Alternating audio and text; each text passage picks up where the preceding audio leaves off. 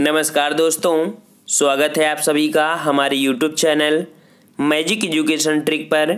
दोस्तों, हमारे चैनल पर रेलवे एग्ज़ाम की तैयारी कराई जा रही है।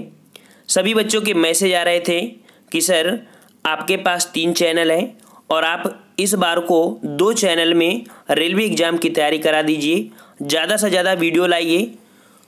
अगर आपका सपोर्ट रहा तो इस बार को 2 क्या अपने तीनों चैनल को रेलवे एग्ज़ाम की तैयारी में लगा देंगे। तो अगर आपको तैयारी करना है तो हमारे चैनल से कर सकते हैं। डेली आपको हमारे चैनल पर 5 से 8 वीडियो मिलेंगे जो कि 2 चैनल आपके हैं वहाँ पर। ठीक है फ्रेंड्स, तो चलते हैं यहाँ पर स्टार्ट करते हैं। और हाँ, जितना भी हम यहाँ पर पढ़ा रहे हैं सभी क्वेश्चन आपके ऑनलाइन परीक्षा पर पूछे गए हैं। तो आपके लिए बहुत ही बेहतरीन क्वेश्चन होंगे कि कैसे क्वेश्चन आपके ऑनलाइन परीक्षा पे आ रहे हैं जो आपकी इस बार को पहली बार पेपर देने जा रहे होंगे। तो आइए यहाँ पर स्टार्ट करते हैं। अगर आप नए हैं तो हमारे चैनल से जुड़ सकते हैं और बेहतरीन तैयारी यहाँ पर कर सकते हैं। यहाँ पर हम लोग कंप्यूटर का वीडियो पढ़ेंगे। क्वेश्चन आपसे कह रहा है, कंप्यूटर के किस भाग को नर्व सेंटर कहा जाता है? कंप्यूटर के किस भाग को नर्व सेंटर कहा जाता है? ऑप्शन आपके 4 हैं और इसका राइट आंसर क्या हो जाएगा? ऑप्शन सी हो जाएगा कंट्रोल यूनिट। ठीक है, कंट्रोल यूनिट को नर्व सिस्टम कहा जाता है। क्यों? क्योंकि यह निर्देश चक्र या कह सकते हैं कि इंस्ट्रक्शन साइकिल के पथ या कह सकते हैं पथ को इंग्लिश बोलते हैं ट्रैक।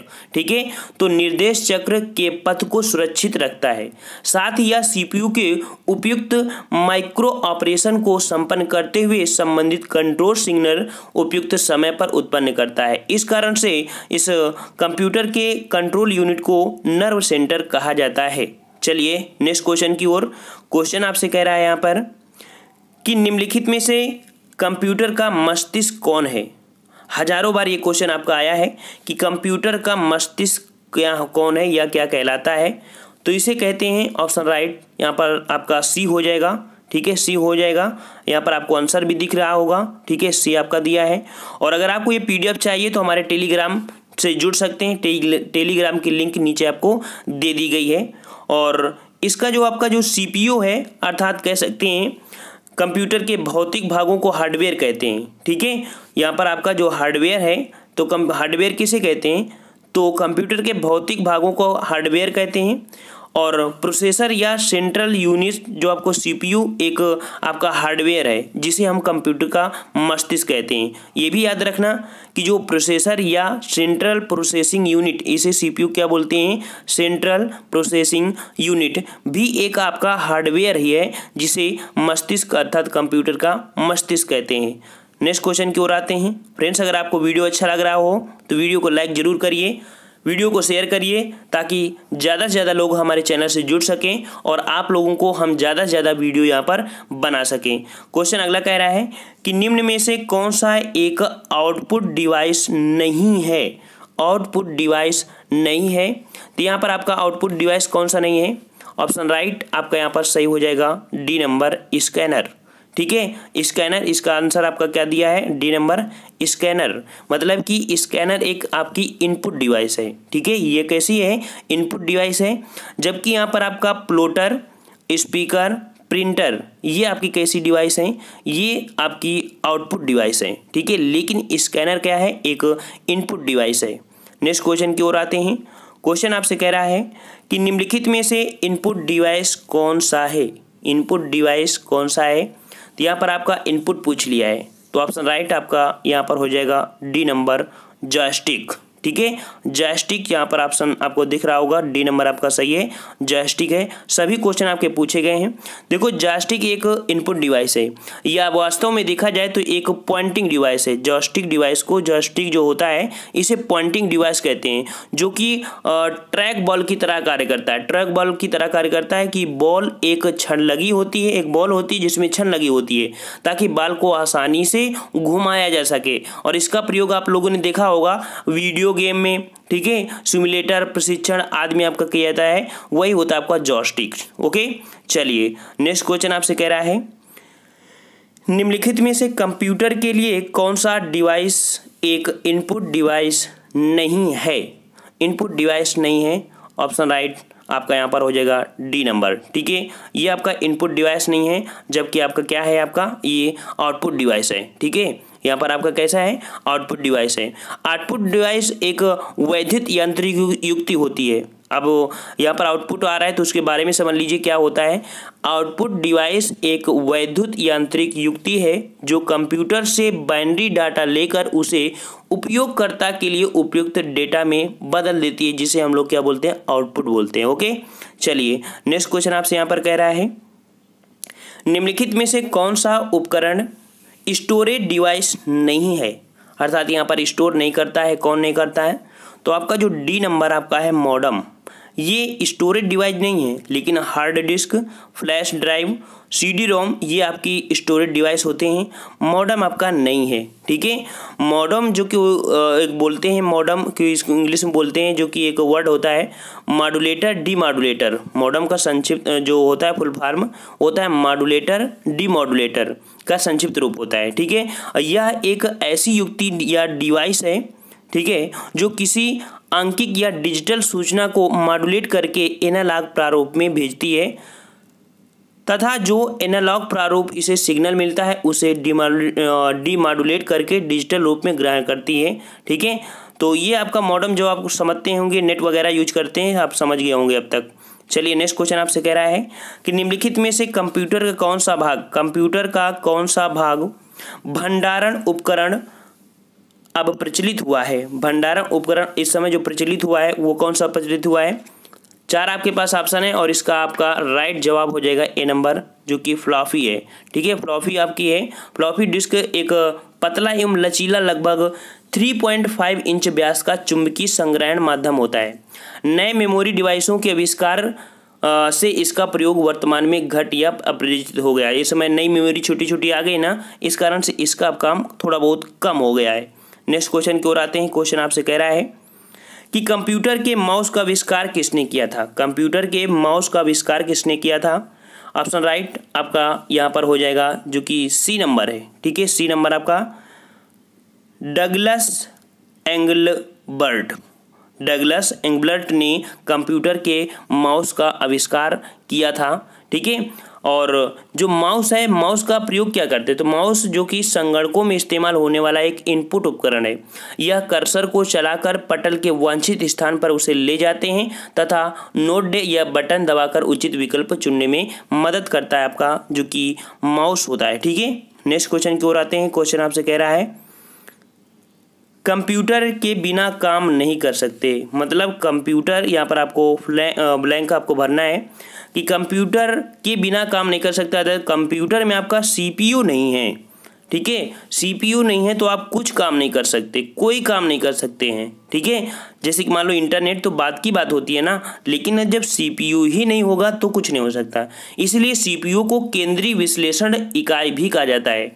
जैसा कि इसके नाम से ही आपको दिख रहा होगा कि यह संगणक का वह भाग है जहां पर संगणक प्राप्त सूचनाओं का विश्लेषण करता है और इस कारण ही इसे संगणक या दिमाग या मस्तिष्क भी कहते हैं, ठीक है।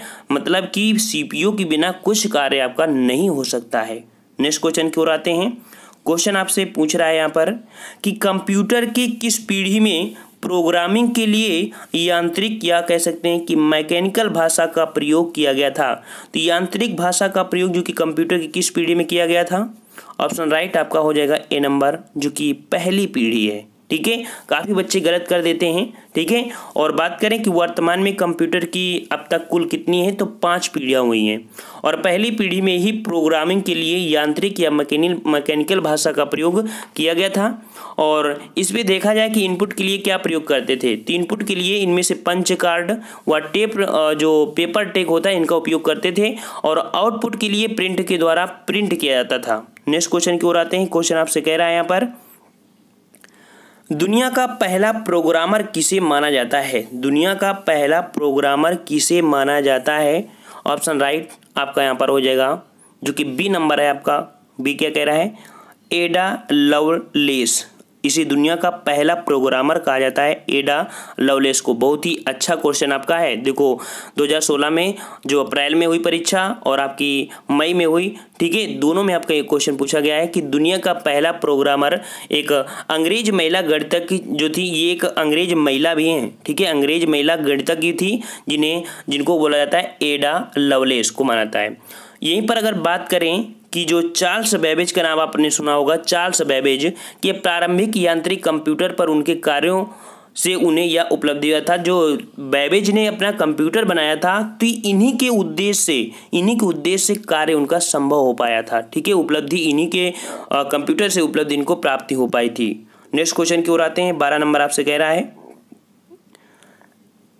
क्वेश्चन कह रहा है निम्नलिखित में से वर्ष 1976 में विकसित सर्वप्रथम सुपर कंप्यूटर कौन सा है। तो सुपर कंप्यूटर जो कि 1976 में विकसित किया गया था, ये कंप्यूटर का नाम है आपका, ऑप्शन राइट आपका हो जाएगा बी नंबर। ठीक है, बी नंबर आपका क्रे फर्स्ट। ठीक है, ये 1976 में विकसित किया गया सर्वप्रथम सुपर कंप्यूटर क्रे है। याद रखना, ये क्वेश्चन पूछा जाता है, सर्वप्रथम सुपर कंप्यूटर कौन है, क्रे है। जबकि यहाँ पर जो आपका एक्रोन एटम है, ठीक है, एक्रोन एटम और आपका कोमोडोर जो कि पीईटी एवं आपका एक्सटेड जो कि पीसीडब्ल्यू पर्सनल कंप्यूटर की श्रेणी में ये सभी आते हैं। लेकिन ये आपके जो ये अभी सभी क्या है, पीसी कंप्यूटर हैं, लेकिन ये जो क्रे है आपका सुपर कंप्यूटर है। ओके, चलिए नेक्स्ट क्वेश्चन आपसे यहाँ पर कह रहा है, निम्नलिखित में से कौन सा ऑपरेटिंग सिस्टम नहीं है। ऑपरेटिंग सिस्टम से क्वेश्चन हमेशा आता है, हर बार आता है। तो ऑपरेटिंग सिस्टम कौन सा नहीं है, तो आंसर यहाँ पर देख लीजिए, आंसर राइट किया गया आपका C++। यहाँ पर देखो OX, विंडोज 7 आपका डॉस, ठीक है, ये ऑपरेटिंग सिस्टम है। जबकि C++ एक प्रोग्रामिंग भाषा है। क्या है, एक प्रोग्रामिंग भाषा है।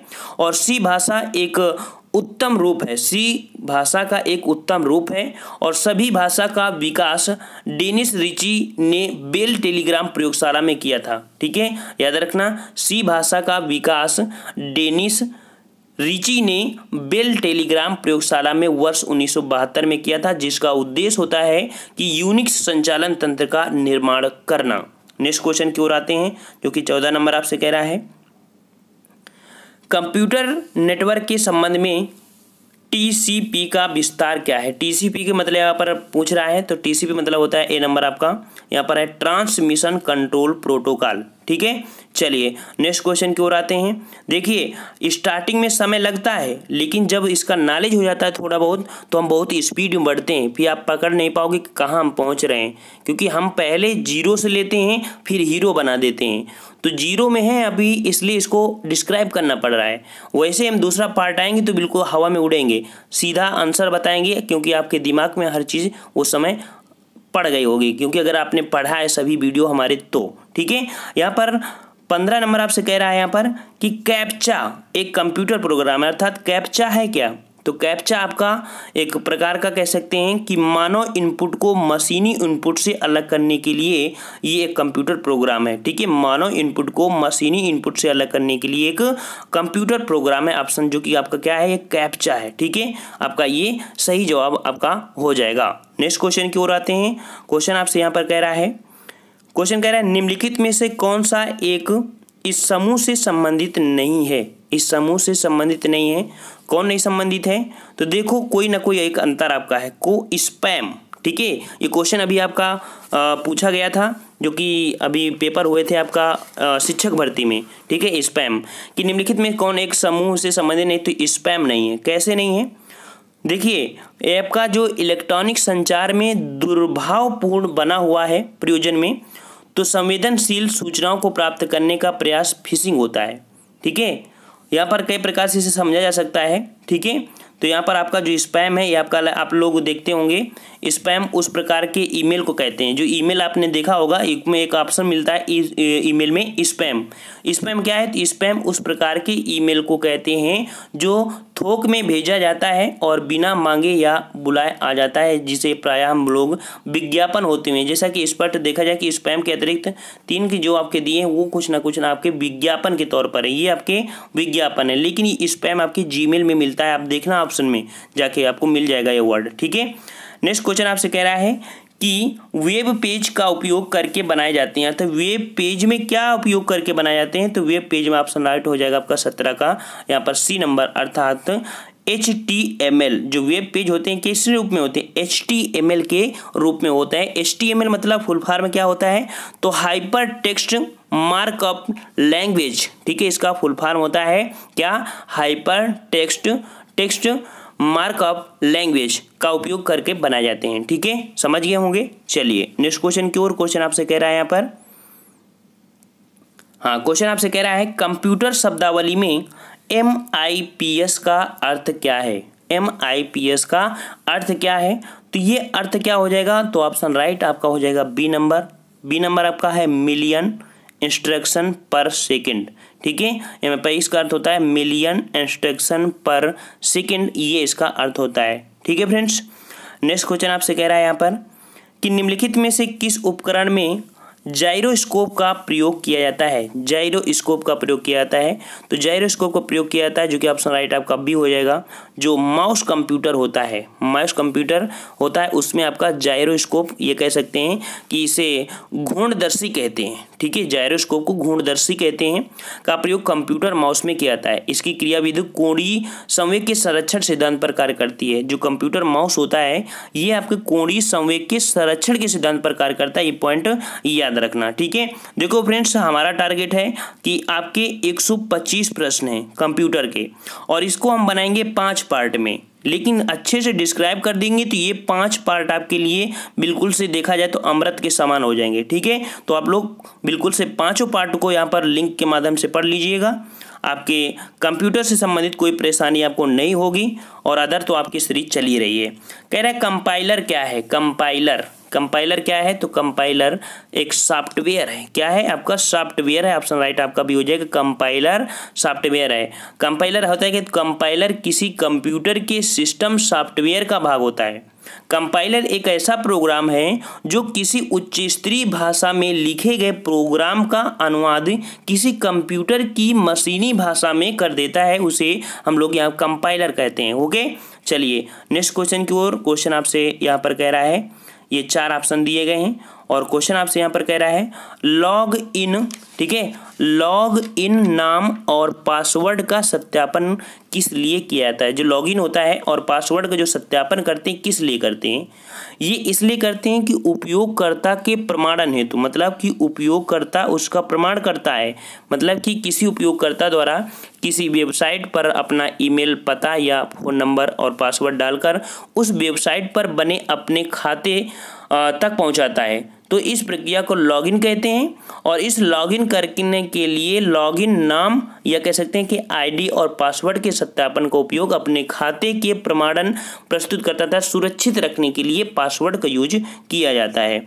नेक्स्ट क्वेश्चन आपसे यहाँ पर पूछ रहा है 22 नंबर कि नेटवेयर एक कंप्यूटर नेटवर्क ऑपरेटिंग सिस्टम है। नेटवेयर एक कंप्यूटर नेटवर्क ऑपरेटिंग सिस्टम है जिसे विकसित किया गया, यहाँ पर आपको ब्लैंक आपको जगह भरना है कि विकसित किया गया, तो ये विकसित किया नोवेल के द्वारा, मतलब कि ऑप्शन आपका है नोवेल।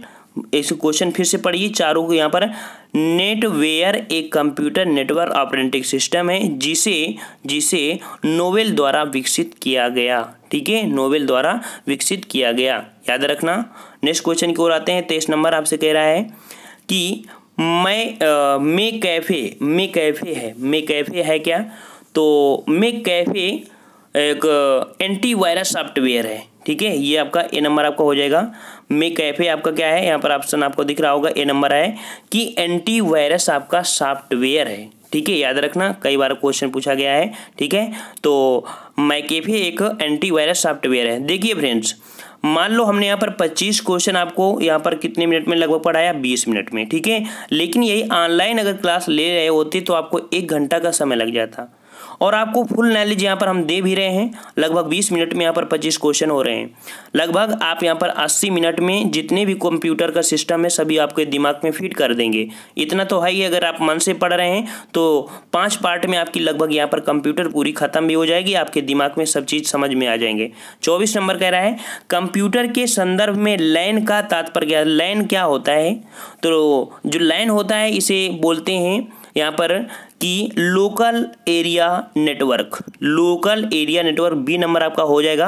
वैसे 4 ऑप्शन इसके दिए गए होंगे, ये दिए गए हैं। ठीक है, तो लोकल एरिया नेटवर्क होता है, कह सकते हैं कि लोकल एरिया नेटवर्क होता क्या है, यह एक ऐसा कंप्यूटर नेटवर्क है जो घर कार्यालय, स्कूल या हवाई अड्डा जैसे भवनों के छोटे समूह के लघु भौतिक क्षेत्र को आवृत करता है। मतलब जो छोटे एरिया में होते हैं, जैसे घर हो गया, कोई कार्यालय हो गया, स्कूल हो गया, हवाई अड्डा हो गया, छोटे भवन हो गए, तो उनको जो कंट्रोल करने के लिए लैन का प्रयोग करते हैं, अर्थात तो ऐसे कंप्यूटर का प्रयोग होता है। ठीक है।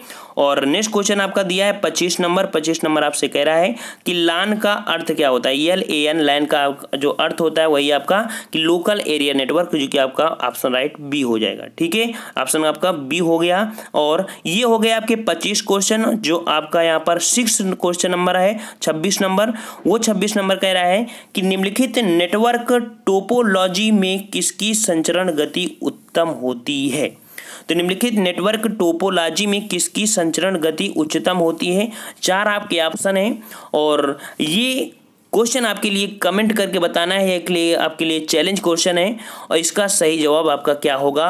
नेक्स्ट वीडियो देखने के लिए चैनल को सब्सक्राइब कर लीजिए, वीडियो को लाइक भी कर लीजिए, ताकि जैसे ही हम अपलोड करें तो दूसरा वीडियो आपके पास तुरंत पहुंच जाए। ठीक है फ्रेंड्स, और ये क्वेश्चन का जवाब आपको अगले वीडियो में मिलेगा देखने को। तो हम लोग एक मिलते हैं नेक्स्ट वीडियो में, तब तक के लिए सभी के लिए धन्यवाद। टेक केयर, जय हिंद।